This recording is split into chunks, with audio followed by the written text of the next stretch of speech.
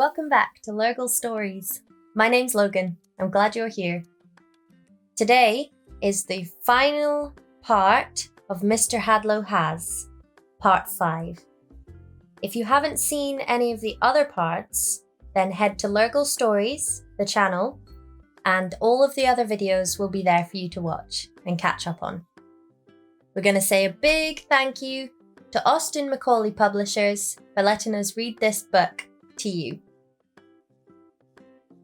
Remember to subscribe to Lergle Stories so that you don't miss any videos. They're uploaded every Monday, Wednesday, and Friday morning at 11 a.m. There will be a link in the description box down below this video for you to go ahead and buy your own copy of this book if you like the stories. Today, the last story is called Mr. Hadlow Has a Younger Daughter. Mr. Hadlow has a younger daughter named Giselle. Giselle is 6 and she owns a hamster. The hamster's name is Boadicea and she is grey and fluffy. The family pronounce Boadicea as Bo-de-ci-a. Boadicea is named after a famous ancient British warrior queen who made life difficult for the ancient Romans. Giselle plays with Boadicea every day and gives her fresh water and food. Boadicea loves to play in her wheel, which she runs in for hours every night.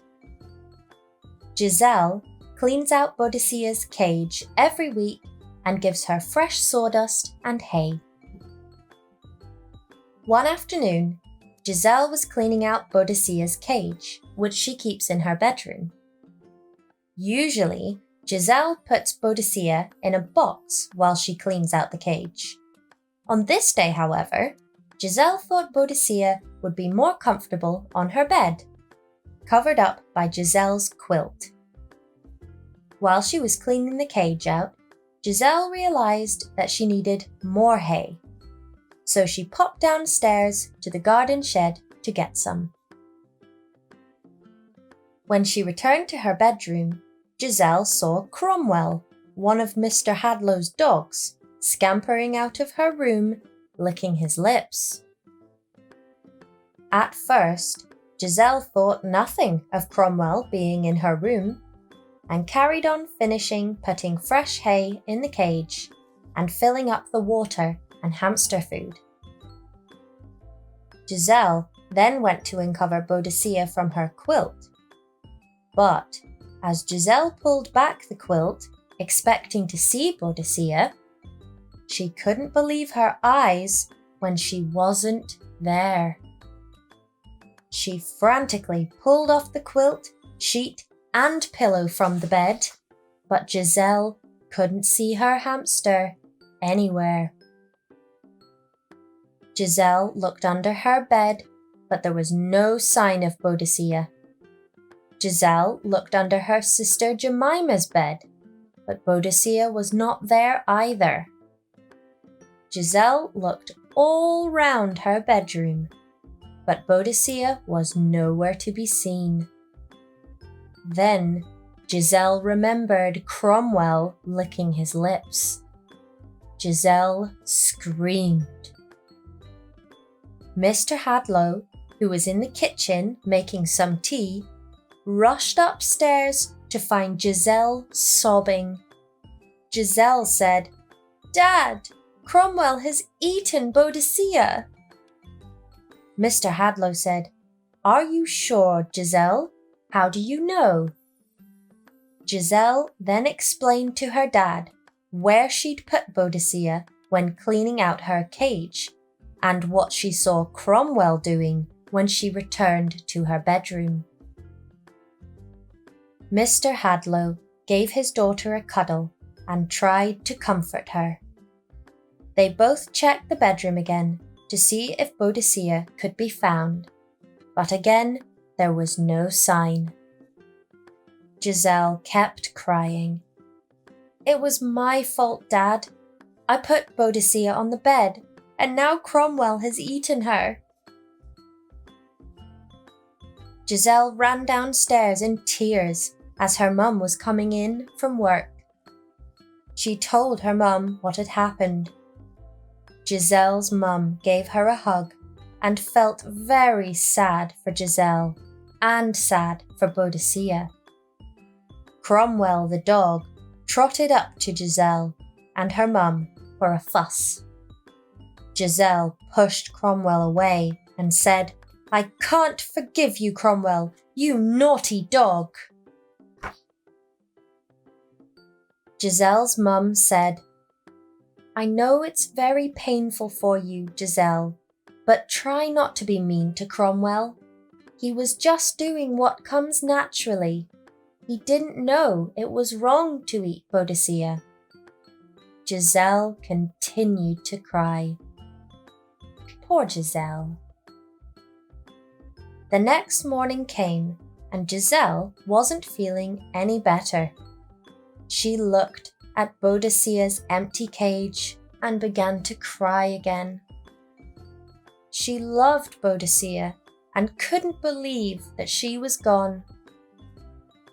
The next day came too, and Giselle was still very tearful. Mr. Hadlow said to his wife, "I'm a bit worried about our young daughter. She was very fond of that hamster." "Let me have a think," Mr. Hadlow's wife said reassuringly. The following day, Giselle's spirits were no brighter. She spent the afternoon cleaning all of the sawdust and hay out of Boadicea's cage, ready for Mr. Hadlow to store it in the attic.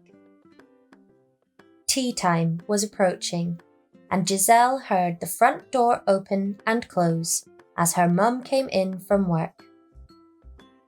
Giselle didn't feel like saying hello to her mum.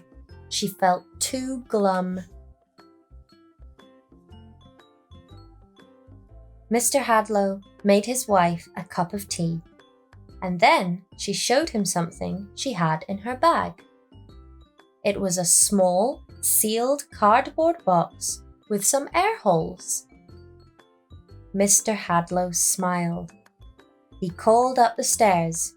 "Oh, Giselle! Giselle, can you come down a moment? Mum has got something for you." Giselle's ears pricked up. She walked down the stairs slowly though, thinking that her mum had probably brought her in new socks for school. When Giselle got to the kitchen, she stared at the cardboard box that her mum was holding. Giselle recognized what it was and broke into a smile. Giselle carefully opened one end of the box. Inside was a little grey, fluffy hamster. "Oh, thank you, Mum. I'll look after it properly and make sure the dogs never go near her. I'm still very sad about Boadicea, though. Poor Boadicea. What shall I call this one?" Mr. Hadlow thought for a moment. "Why don't you call her Florence, after the nurse Florence Nightingale, another famous British lady from history?" Mr. Hadlow liked history. "That's a nice name. Florence it is," said Giselle, and took Florence carefully up to her bedroom. Giselle put fresh sawdust, hay, food, and water in the hamster cage, and then let Florence settle in. Giselle felt a lot better. That night at dinner, the whole family were tucking into their favourite dinner, spaghetti bolognese with plenty of cheese. That's my favourite dinner too.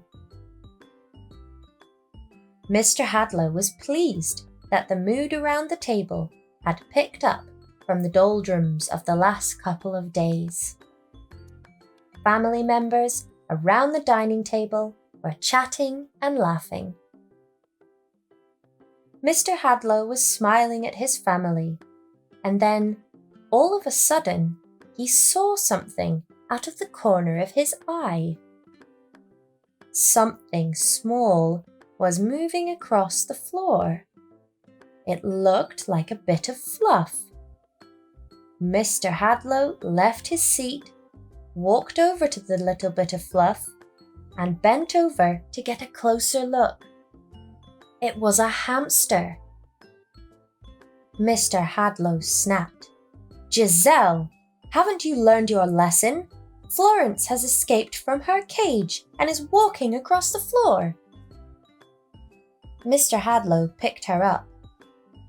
Giselle was startled and confused. She was sure she'd shut Florence's cage door properly. Giselle automatically shot up the stairs in disbelief. Giselle put her arm in the cage and pulled back some hay. There, all curled up and fast asleep, was Florence. She gently picked up Florence and took her downstairs. Giselle walked into the dining room holding Florence in her hands. There, in the dining room, was Mr. Hadlow holding Florence as well.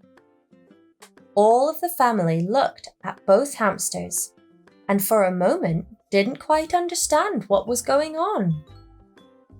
Then Giselle realised. Dad's got Boadicea. Cromwell didn't eat her. She's been loose in the house for the last few days. Now we've got 2 hamsters, Boadicea and Florence. The family laughed together, and Giselle, helped by her sister Jemima, carried the 2 hamsters upstairs to their cage. Everyone made a big fuss of Cromwell for not eating Boadicea. Giselle's mum said, "Well, it's a bit of luck I got a girl hamster. Otherwise, in a few weeks' time, we could have had lots of hamsters and not just the 2. The end. Well, it's a bit of a shame that Giselle wasn't taking care of her hamster that well. She was taking care of her quite well, but she really should have kept her in the box while she was cleaning out the cage.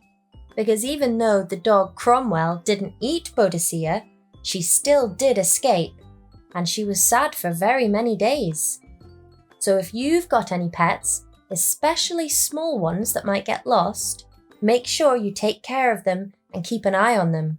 You don't want to be sad either. I hope you liked all the stories from Mr. Hadlow Has. That's the last one for this series, so next time we'll be starting with a new book. I'll see you next time. Bye!